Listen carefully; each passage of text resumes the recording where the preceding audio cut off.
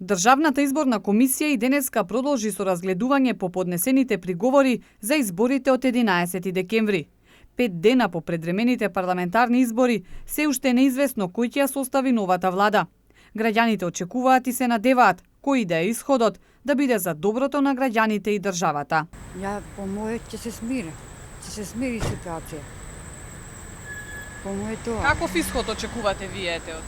Добар исход меѓусебно. Они треба да се договорат сите заедно. Ние народот сме гласале. Они меѓу себе треба да се договорат.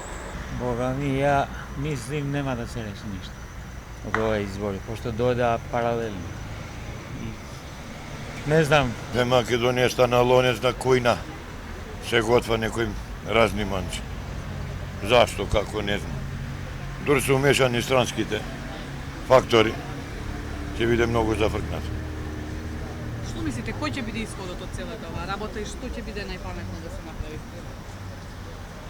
Само да се поштуе тоа што народот ќе кажа. Ништо друго.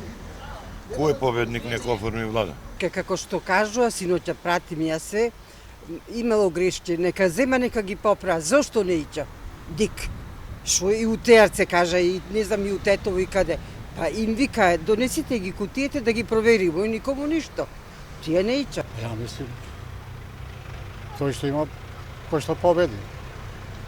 А па сега како ќе се формира таа влада, како ќе да се не може никој да знае.